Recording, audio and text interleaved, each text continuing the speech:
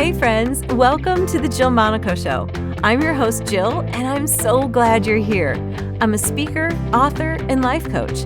Some weeks I share what God is teaching me, and other times I invite a friend to join me on the podcast, and we chat about what it means to love God, love ourselves, and love others. Here we go. Welcome back to the Jill Monaco Show. Do you know what season it is? Now, I don't mean the weather, although winter can describe how a lot of people feel in life.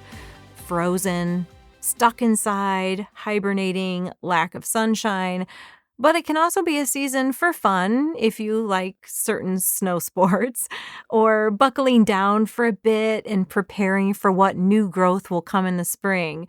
Well, knowing your season is important because it's then that we can joyfully submit and partner with God in it and not fight against Him. Because, winter is going to happen, whether we've prepared for it or not, or like it or not. I don't know about you, but I've missed the beauty of a season because I didn't stop to evaluate where I was and where I wanted to go. I didn't stop to appreciate the beauty of where I was because I just kept hoping for where I wanted to be.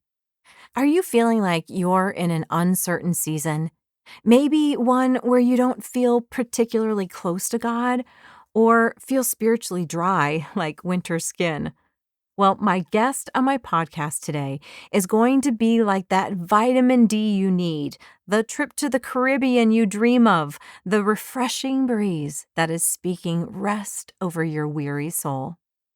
Rachel Swanson is a best-selling and multiple award-winning author, speaker, podcaster, and life coach. Her newest book, Refine and Restore, Revive Your Heart, Release Your Purpose, is out now. I've read it, and it's powerful. You may be familiar with Rachel because of her best-selling and award-winning book, Big and Little Coloring Devotional. It was birthed by her own struggle to keep it together as a busy mama of 3 kids under 2 years old. She gets it, y'all. She's been in that winter season and crying out for God to refine and restore her heart.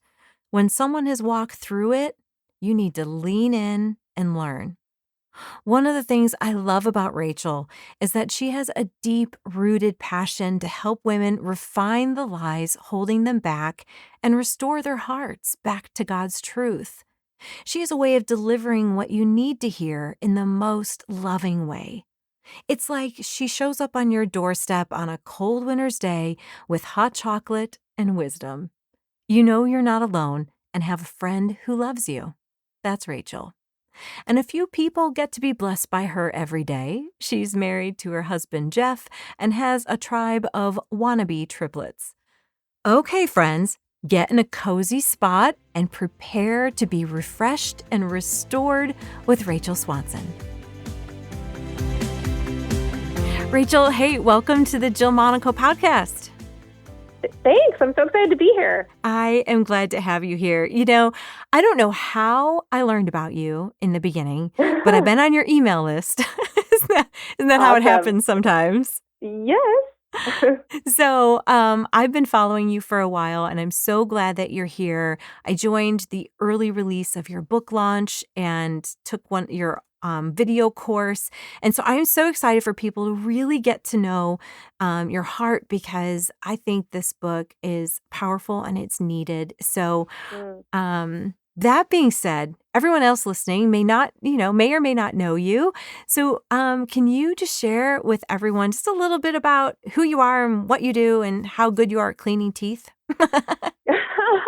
I used to be good, right? I used to be good at that. Well, yeah. So that's originally, if we're looking at career, I was a dental hygienist for 7 years and did that, full time. And then I also went part time when my babies were born. And then shortly after that, that's when I felt like God was starting to stir in my heart this desire to write and speak and possibly pursue some coaching. And so over the last 5 years, really, God has brought me on a different path, career path, to being an author and speaking at various places around the nation.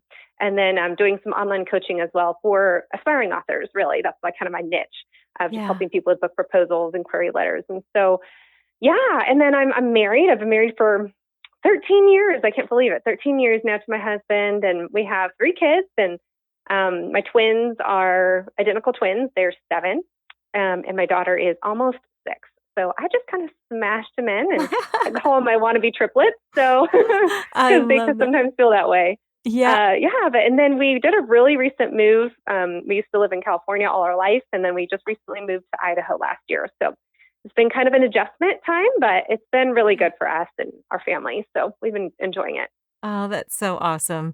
I know that the wannabe triplets cracked me up because you had the twins, and then like 18 months later, you were getting ready to have your third baby, right? Yeah. So 19 months later, she showed up. So I was like, ah.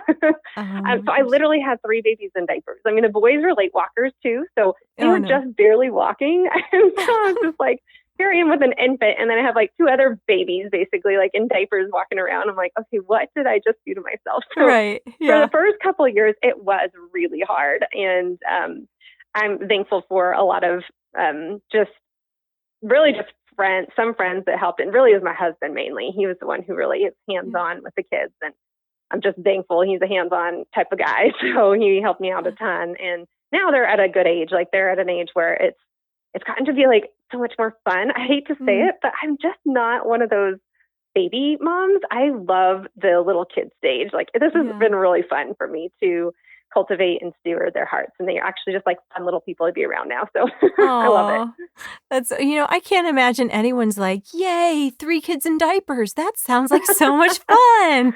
No, yeah, that's why I think I have post-traumatic stress from it. So I'm it's sure. like a thing. Ugh. My mom had what they called Irish twins. So I'm the oldest of Oh, yes. 4, but all 4 of Oh, us were born man. in 5 years. My Oh, my that poor is mom. so hard. I know. Yeah. You know what? I'm even thinking like, man, I think that would almost be harder because even though twins was hard, don't get me wrong, but it is like you just basically double the time of everything that you do and double Yeah. everything. And in some ways it can kind of be easier just because you're always doing double. Whereas I think it was kind of hard because then I'd have to go back to Aria. She's, smaller baby. And then I'd still have the boys, which are not quite baby, but they're like growing. And so they were at these different stages, which made it kind of hard, but I Yeah. don't know. Well, I find it so interesting, just people's backgrounds. The reason I love the listeners to kind of know where you've come from is because it's so easy to look at you as a successful coach and speaker and Mm, author and all those things and not realize that your life hasn't always been like this, right? yeah. Well, and I have to say, like, it's not, I don't do this alone. I mean, I Mm, have a lot of things I've either invested money into for people to help me. I have like a web guy that helps me. I have an assistant now that helps me. I've had nannies in the past that have helped me, like with the kids. yeah. And so it's been a lot of leaning on other people and investing into paying for, a house cleaner and paying for some of these Yeah. things to enable me to do some of the things that I do feel I've been called to do as both a mom and a kind of leader and author. So Mm, being able to do both is not easy, like being the mom and the, person that has a career type of thing or is kind of influencing or ministering and stewarding this kind of gift and role. But yeah. I also just, I feel like if I didn't do it, you know, I, I don't know. I've actually tried. I've tried to put it down, and God Mm, just keeps saying, "Pick it back up. I see you, and trust me. Just make sure you have help along the way." So I've yeah. been, just hiring help or figuring out like where's my balance, and so pulling back in a lot of things if I need to, which I just recently have decided to pull back on many things that I just don't feel like is where my time needs to be. I just don't have that time. And Yeah. so, yeah, it's just constantly reassessing myself. And so I'm not super mom.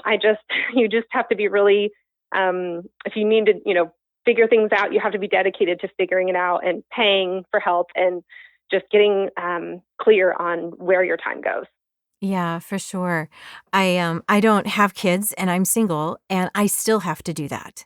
Like I still Yeah, have to make my exactly. priorities and say, "All right, God, this is where you want me to put my time and energy." Yeah. Because even though I don't have, a husband and kids. I have nieces and nephews and family, so I have to Yeah. fit them in my life. And so I think a lot of people who are even listening to this can understand being in a busy season. I feel like Yeah. everyone has their own busy. It just looks different, but it's so encouraging to know that what you see on Instagram and Facebook in public is the that's accomplished by many people. It's not just the Yes. face you see. Yeah. Exactly. In speaking of your book, you have well, at the time of recording this podcast, your recent book just came out. Yes. And it's Refine and Restore. Tell us why you wanted to write this book. Oh, it's funny. I think I had a whole different book that I was pitching and planning on writing. And then God said, no, that's not the one. And he continued to push me in this direction for this book. And really, Refine and Restore is a topic and just kind of a saying or message that God gave me years ago when I first decided to create a blog. I actually took some months before that to pray and ask God, okay, what do you want me to name this blog? Because at the time, I just didn't feel like calling it my name. I just wanted Yeah. something else and something that kind of encompassed its whatever it is that God wanted me to share. And over time, it finally just kind of came to me, and it felt like Refine and Restore was it. And really, it's about refining away the lies or seeing how our life goes through a refining process with God, and then restoring ourselves back to the truth of who God is and what he wants us to learn from him. So this Refine and Restore process, I just started sharing it through just like everyday life things, from motherhood to, struggles with friends to whatever.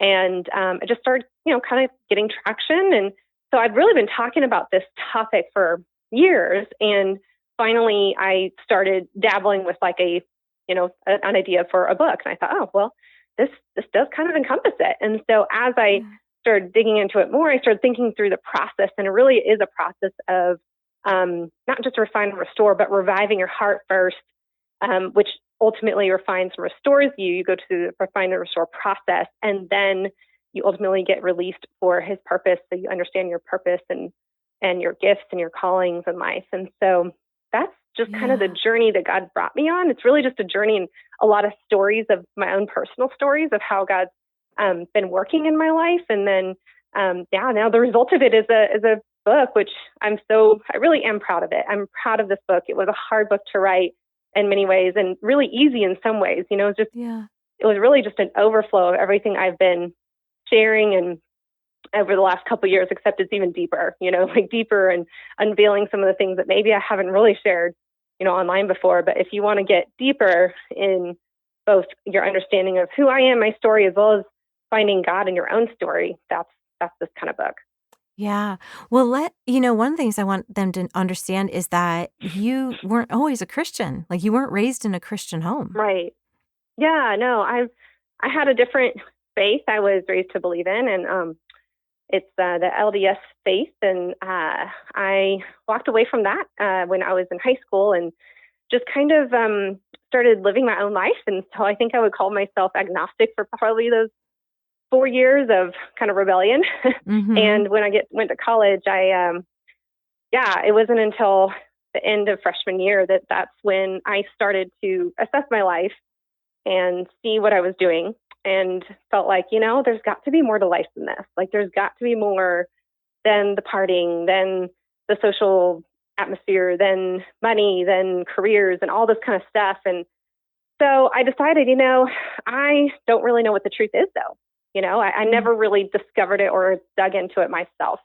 And so that took me on a process of just self-discovery, as well as just discovering who God really is. And as I just began to research and study and dig into it, I just fell in love with some of the things that the Bible was saying and started to understand God differently. Like, oh, God's not disappointed in me. He doesn't, reject me. And some of these things that I started to come to realize that I had believed about myself were not really true, as well as what I believed about God were not really true. And so as I started to read the Bible, things just came alive to me in a whole different way. And things just started to click when it came to having a personal relationship with Jesus. And so, and then that's kind of how I came to faith. And that was probably, gosh, I think that was definitely over 15 years ago. It's probably closer to 20 years ago now. Yeah. And while you were in college, I think in the book you mentioned that you weren't really sure about something. So you found a girl and you asked her, like, do I have to do all of these things? Because in the Mormon faith, there's things you have to do to get to heaven. And she helped you to start understanding it's not about what you do, but who you are in relationship with Jesus, right?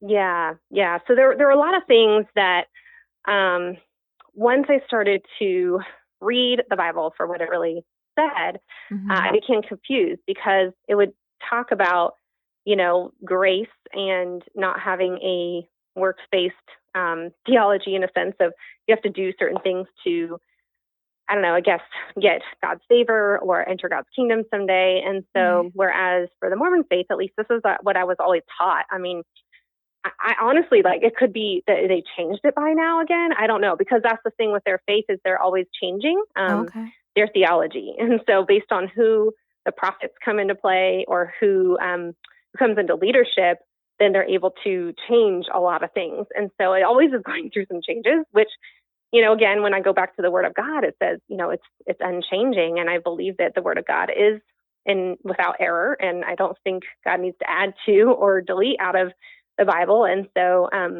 for me, like, there was just a lot of things that I started wrestling with, because it would say one thing in the Bible, and then when I came and tried to apply it to this other faith I was raised to believe in, it just wasn't adding up. Like, it wasn't Yeah. connecting. So I just became a lot more studious about it, and again, just was starting to see so many different um, kind of major errors. Like, there's certain things even within Christians, like within Christian circles, we have maybe a different belief in something. Like, it's a layer of theology that may be a little different. Let's just say, even like in Revelation, like, Revelation could be really interesting. And Right. so, as far as like the book of Revelations, and of like post-trib, pre-trib, all these different things. And but at Right. the end of the day, like, does that really matter? I mean, no. This is not like a major belief that is going to change your destiny of whether or not you're a Christian or not. And so Right. that's the difference, is like trying to see which layer of this is it about God. And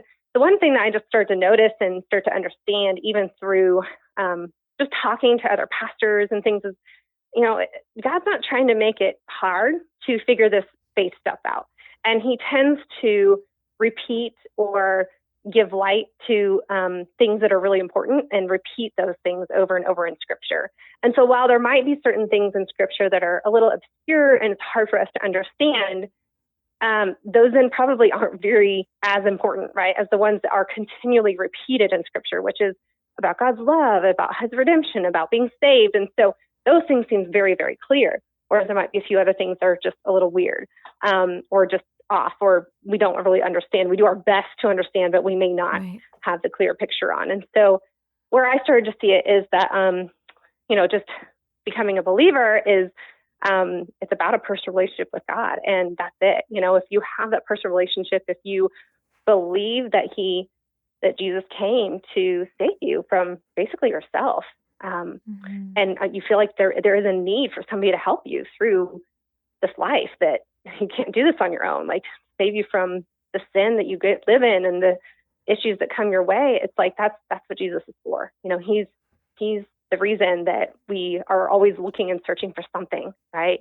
And so Yeah. that's what it was. I mean, I was always searching for something my whole life. It was, and I thought I found that through relationships, through alcohol, through, status and titles, and all those left me empty.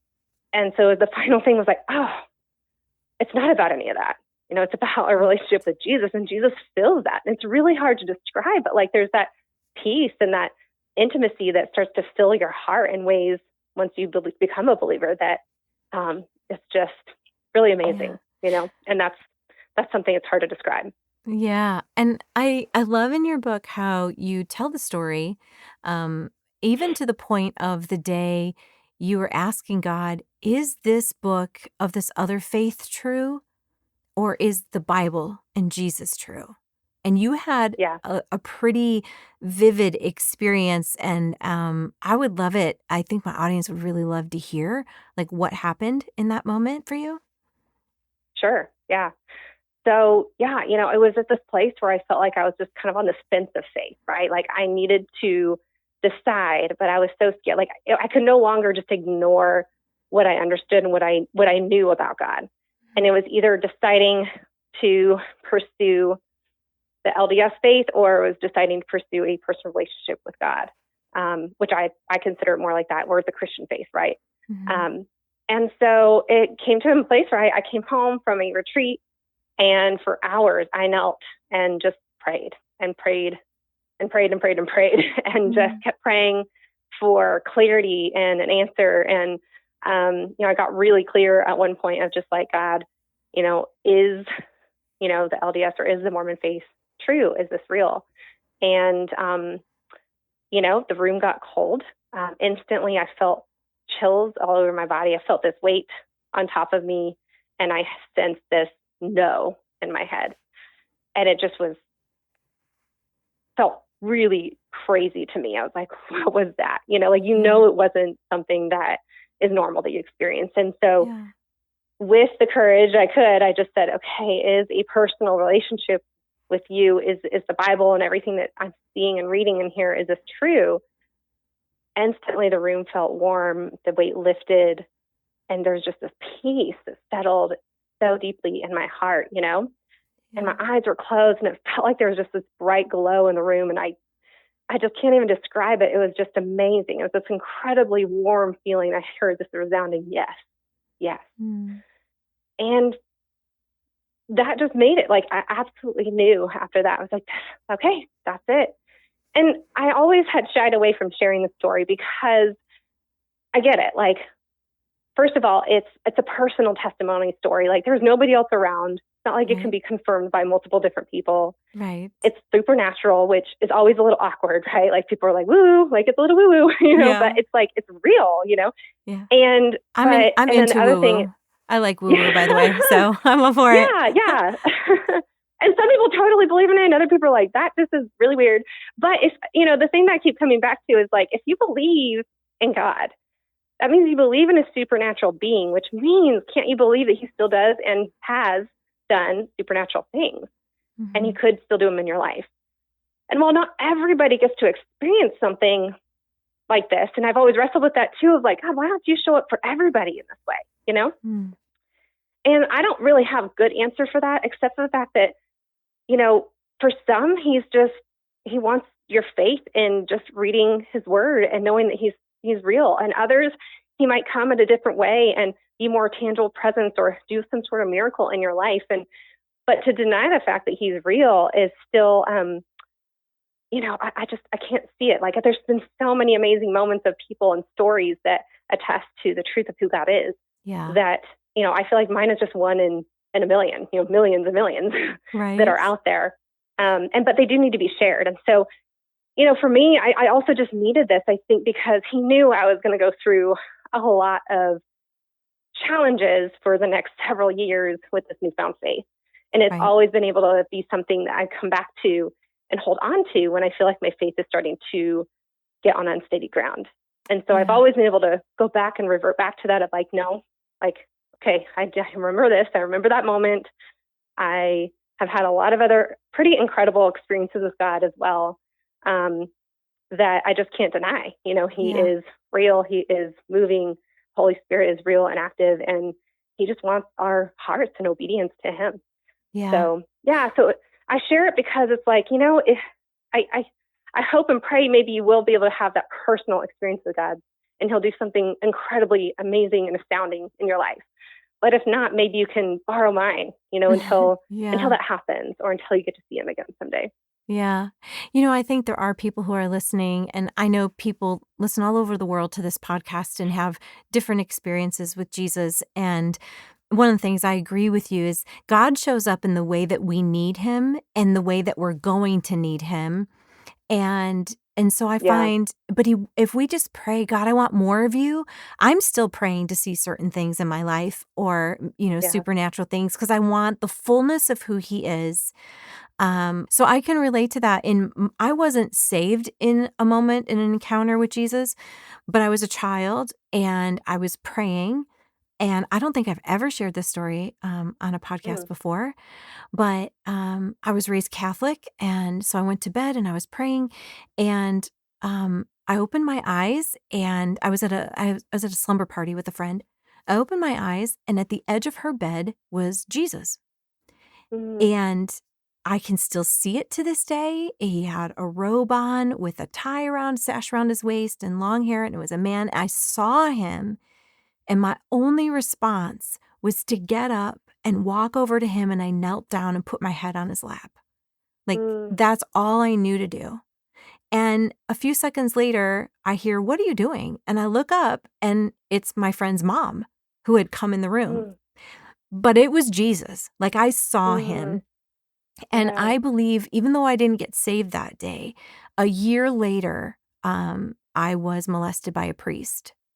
Mm, And I always, like, I'll just tear up thinking about it. For the next 10, 15 years that I struggled with purity and with feeling like I had to obey authority no matter what, and all the things that were a result of that abuse, mm. my little brain didn't understand, I would always go back to that moment where Jesus showed up in my room, and Yeah.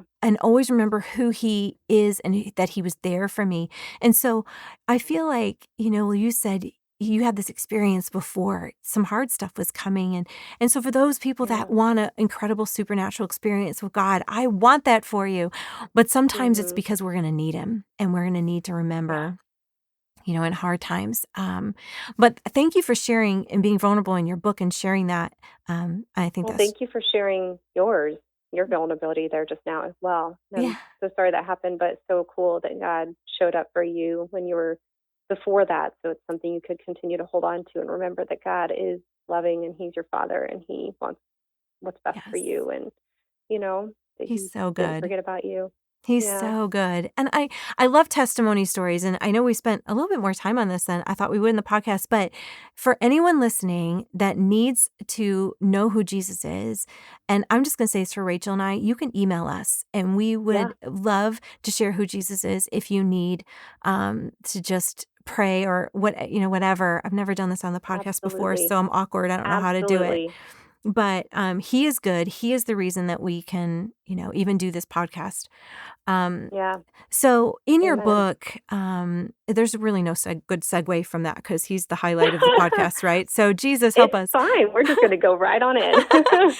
um, so in your book, you talk about a time, and you open it with this story of you'd been saved for a while, and you're pregnant with your third child, and your second pregnancy, third child, and you're Yeah. tired, and your husband sends you away Yeah. on a retreat. And I think so many people can appreciate being dry and tired. Will you share what God taught you about him really reviving your heart?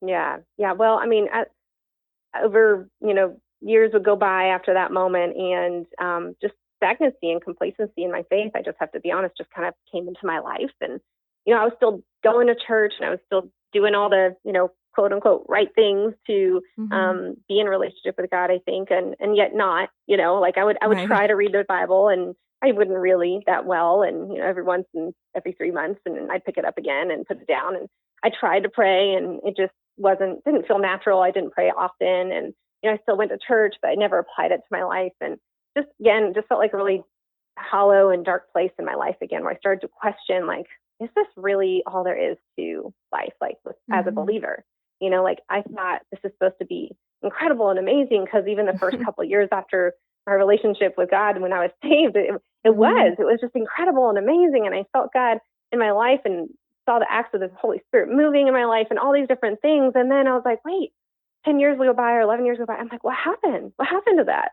Yeah. So, yeah, my husband, seeing the state of my heart and Mhm. knowing that I needed some help, he signed me up for this retreat. And of course, I put all the excuses up there, like, oh my gosh, I can't go. Like, I'm pregnant, and it's kind of complicated. And I have babies at home. Like, my twins were just barely toddling, like I said, and in Yeah. diapers. And I was like, what are you going to do? Like, you're going to watch them? And so, not that I didn't believe in his ability. Trust me, he can do a lot of amazing things. So Yeah. I actually did trust him, but it was still just hard, And but I went, and it was a start to where God revived my heart. And Mm. really, it was just this time of quiet and just forced to be quiet and connect with God. And of course, I'm looking at all these other ladies sprinkled around the grounds and stuff, and they're all getting quiet with God, and they look like they're just loving it and having a great time with Jesus. And I'm sitting here and I'm just fuming because I'm just like, I don't want to talk to you, God. Like, I'm mad at Mm. you. I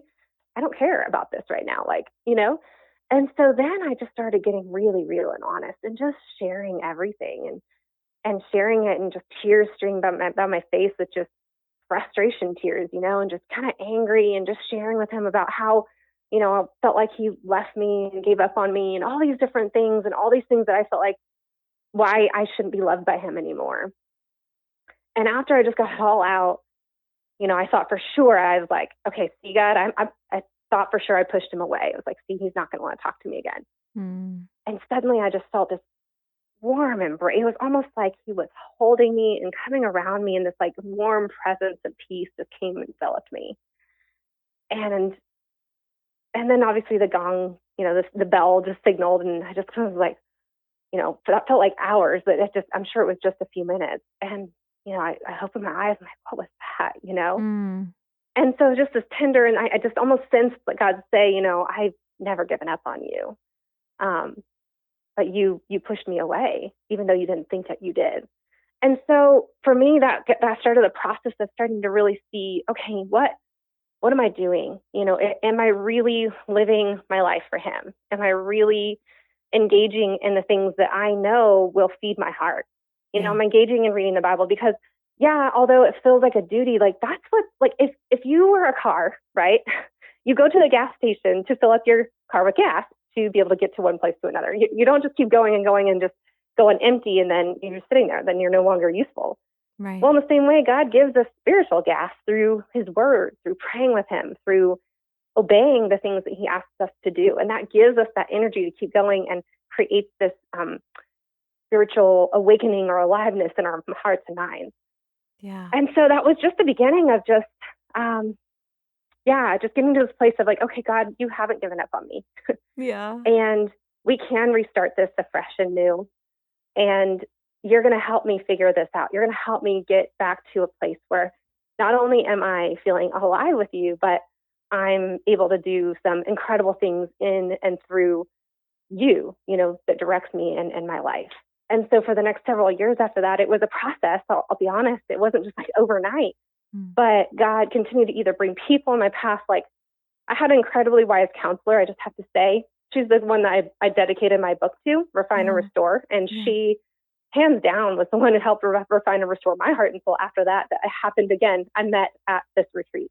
Oh, And wow. so, again, like such a God thing, right? Like he knew Yeah. that's where I was going to meet my spiritual and, wise mentor who, both on a clinical level and just spiritually as well, because she is just incredible. And so she helped me during that time to really remove the lies that I was believing about myself and about God, and take action on things in my life that I knew would be to help me grow, Yeah. And now it's like I'm living that out. Like I'm living out the product of that hard work, that refining, restoring my heart and mind back to the truth, and now just continuing to step into that every day as much as I can. So Yeah. yeah, that's kind of what happened. And you talk about, again, like there's 5 issues in the book that you talk about that we often turn a blind eye to, which affects our Yeah. relationship with God and contentment in our life. And that's really in the section called Refine. And so I'm assuming that's the process that you talk about. Can you just mention what those 5 things are that you think people really can relate to? Yeah. Yeah. So the first one is issues of friendship. So specifically, I titled that one "Friends Without Benefits." So it's really Mm. friendships that are pulling you down. It's friendships that are um, ones that are pulling you down so much that you don't feel like you have any influence over them, and you don't feel strong enough to be able to keep positively influencing the group. Like maybe their gossiping is too much, or maybe they're just always negative, and so you come back home negative. And so, although God, well, I guess I could go into it briefly, but although God asks us to be friends with even people that are tough, But at the same time, his word also attests to the fact of like, don't get ensnared in friendships Right. that are taking you out. And so just being mindful of, okay, is this a friendship that I need to just let go of? Because perhaps this friendship, the reason why you need to let go of it is so that you can draw yourself even closer and more intimately with God. Because Right. if this person is continuing to keep you more away from God and continue to make you feel, bad or just negative about yourself, then that's keeping you from the deeper relationship with God that you're meant to have. And so that's one. Hmm. The next one is about money.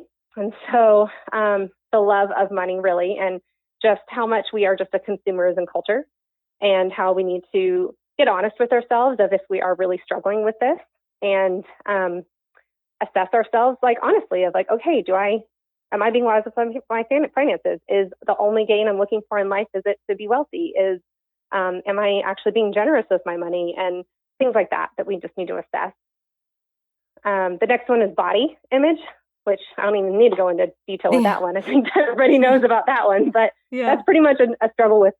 It's amazing just how many women struggle with this, but Yeah. so that's a struggle and something that we need to refine away from our thinking, and sometimes it won't go away. Like I wish there was a delete button for like negative thinking about myself. Trust me, Yeah. but sometimes we can.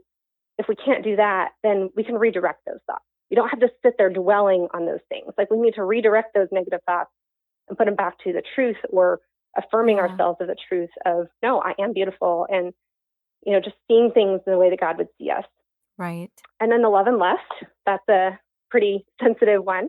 But, for me and what I was kind of talking about is just not engaging in, these types of subtle things that can lead to even deeper sins, right? Right. Like so flirting and going out with coffee with a guy that even if you're married or whatever, or starting to engage in premarital sex before you're married, those are all things that God has clearly stated that, although this beautiful gift of sex can be used for good, it can be used for evil in our life too and cause great Yeah. destruction if we don't play by the rules, right? Right. And then the final subtle area is anxiety, really, and depression, but anxiety for the most part. And so for me, this is going to be, I feel like, that continual thorn in my flesh. Like God has worked in my heart and my life so much, and I share so many things of ways that I've been able to overcome this battle. And really, the first one is just understanding what it is.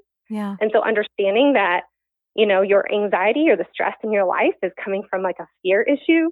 And then I work through those different fears and help kind of show and give light to the possible issue that you're running with and revert back to the truth of what God says. But again, sometimes this requires medication, counseling, just, other therapies to daily overcome the struggle, right? Yeah. And but still just turning a blind eye to it, that can prevent you from being able to overcome or at least get in a place where you're healthy in your mind, body, and soul and have a healthy relationship with God once again. So, Yeah. And after, these are 5 areas that are like there's so many more, right, that keep us discontent in life and separates us yeah, from God. But these yeah, are 5 big ones. But what I love about how you structured this book is although you touch on here's the areas that God wants to refine us, it's all because he wants deep relationship and connection with us, which is the next yeah, section. And you talk about restore. yeah, yeah, restoring our relationship with God. So, yeah, that's the whole point is, he wants our uh, devotion to him, not out of, you know, duty, but just out of love, really. Mm, But sometimes doing those things comes first, and then the love comes through those acts of obedience with God. And so, but yeah, restoring it back to the truth of who God really is. And so I go through there of, God's not the get out of hell free card. Like it's not yeah. just about getting into heaven, which that is great. It's a beautiful gift, and that is part of it. But there's so much that He wants us to establish and have with Him in relationship here, right now on earth. So I go through a Yeah. lot of these questions that people have had, or even the questions I've wrestled with, or the doubts, about God. And so kind of work through those in that next chapter and just point back to continued truths about who God really is. And really, once you start to understand God's character and who he really is, that's when you can really start to understand who you are in the right lens, like with the right perspective in mind. And so this completely changes you, and it helps you get into the next section, which I talk about, is the release section. And so it kind of leads into that. And release is really about taking what you know about God and who you are and really fulfilling your purpose, right? Yeah. Yep. Yeah. So fulfilling your purpose, fulfilling the callings that God has given you and brought to your life. And, we can't do those things well if we don't understand who God really is first, and go through that refining process to be in a better relationship with God. Right. Because otherwise we're not going to know when he's speaking, or we're not going to be sensitive to the things around us that God's trying to help us, understand and learn and dig into or lean into and take that step of faith, really. So yeah, the release portion is really just encouraging women, like by this point, to take that step of faith. If God's been putting something on your heart for years and you haven't stepped out, or, that you're too scared. Maybe for you, it's going to be different. Like maybe it's like you're working and you feel God say, I want you to stay home. Whereas then you're home and you're sensing God say, I want you to go back to work. And it's like, what? Yeah. And for each woman, it's going to be different. I just want to make mention of that, because I feel like there's a lot of women, once you do have kids, you feel like you have to give up one or the other, or with this culture, you have to follow a certain way, but you just follow what God's told you to do. Amen. I mean, if God has created you to be a mom and a career running woman, great. If he's created you to be a stay-at-home mom and homeschooling mom, great. If he's called you to be single, great. Embrace that. If he's called you to be a widow, God still has purpose for you. So It's looking at all these different seasons, all these different types of women. Because, gosh, if we were all the same, if we were all in the same boat, gosh, how boring would that be, first of all? And second, there's so many other people that wouldn't be reached, right? So if he's made all Christians all married and have 2 kids, and what about all the ones that are single and widowed, or, they're struggling with something that nobody they feel like can relate to? Well, God allows certain things, you to have a certain various gifts and talents as well as experiences to be able to then reach the type of people he wants you to reach. So. Yeah, it's so good. And, one of the things that I really liked was you have a complement to this book, which is this online video course. And I got it as part of buying the book before the release, but people can still sign up for that, right? Yes. Yeah. So I still have the video course. It's for a small purchase price. But it's great. It can still be separate. Like, you don't have to have read the book to go through it. Right. It's complimentary though, if you want that. So it is like something that can still stand alone, but it has to do with more of the practical tools and the practical part of, okay, how do I actually really just grow in my faith? And so it's giving you some spiritual exercises and disciplines to work on. And the sessions are super short, because God knows we're all super busy, right? Right. We were just talking about that in the beginning. Right. And so I make them like 10 minutes or less, like get in and get out, and then I have like a workbook to kind of follow along with, and you can take notes and some questions and stuff that I ask in there that you can download for it as well. So it's just this additional tools that some additional tools I saw that are really helpful, that I've worked with my own clients, since I am a life coach. I'm a certified life coach, that again, just go hand in hand with this topic of revive, refine, restore, and release. So, and I've gotten a lot of great feedback from people that are like, oh, this just is so great. Because some of those that are just like, I'm so glad you provided this, because sometimes, theory is great, but I like to have the practical part too, Yeah, like, so how do I actually do it? Exactly. So this is like the actual how to the what. Right. Well, and as a life coach, from life coach to life coach, I think no one appreciates tools as much as life coaches. Like, we just really, really love them. And we want you to love them as much as we love making these tools. But they really do work. They do. Yeah. If they don't work, then why why would we even be right. passionate about it or do what we're doing? Right. And so that's the thing. It's like, I'm not going to put out something that doesn't work. And I've actually been working with this, with people through this for years and seeing the results and seeing how much it's helped them. So, and it's been like, they're not hard. Like, that's the funny thing. I think people think it has to be this, I don't know, amazing new discovery. But to be honest, it's all stuff we're probably already going to understand and know about. It's just the discipline of getting it done and discipline of creating that time into your day. Like, it doesn't even have to be much. It's finding just how you can make it fit for your life, really. Yeah.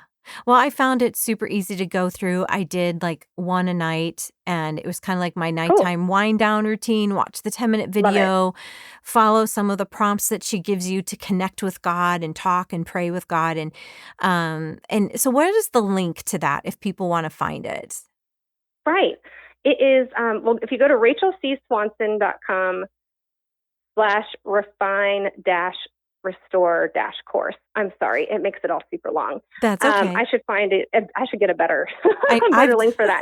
Or you can just go to rachelswanson.com and you should be able to access it there. Good. I'm going to be having a shop and courses link there by the time this podcast is launched. Good. Episode, so. Well, and I'll also leave the link for that in the show notes. So if you're listening to this and you want to go through the course, like Rachel said, it complements the book, but you don't need to have the book. I went through it before the book actually got to my door. So I still benefited from it. And she also has some journals that go along with the whole process of revive, refine, restore, release that you can get on Amazon as well. So I'll link all of that there so that you can just continue to grow in your faith. Rachel, I have so enjoyed this conversation today, and Thank you. Me too. I feel like people are going to be so encouraged to experience a deeper and more fulfilling relationship with God because of what you've put out in the world. Thank you so much, Jill. I've really enjoyed discussing all this with you, and I'm so excited to hear that God is working in your heart too through this book. So it makes me happy. He is. Well, I just want to double check and let's make sure that I have your website right so people can find you. It's rachelswanson.com, right? Yes. Great. Correct. And you can also find her on Instagram and Facebook as well. I'll leave all those links in the show notes. Rachel, again, thanks so much for meeting with me today, my friend. I'm so glad to get to know you better. Of course. Anytime. I hope you enjoyed this podcast today with Rachel. And if you did, there's a couple things I would love for you to do. First, if you could subscribe to the show, that way the most recent episode will always be in your feed and ready when you are. And second, if the ministry has impacted you, I would love for you to help me to continue to reach others. The best way to do that, honestly, is if you leave a review, click on some stars, give me some likes in that way. And that way it's organically found by other people who are actually searching for this kind of content. And as a reminder, if you're looking for the next thing that God has for you, or you need a breakthrough in your career, your relationship, or walk with God, and you're ready to go after it, then I would encourage you to invest in yourself and get one of my courses or Rachel's courses. You can reach out to me for freedom coaching as well. I meet with people one-on-one, and I would love to help you encounter God and grow in your faith. You can learn more about my courses and coaching by visiting jillmonaco.com. Again, thank you for listening to the podcast with Rachel today. You can find out more about her when you go to the website jillmonaco.com and visit the podcast page. And click on the show notes to find all the links we mentioned here today. Thanks again for tuning in today, my friends. And remember, love well. You are made for it.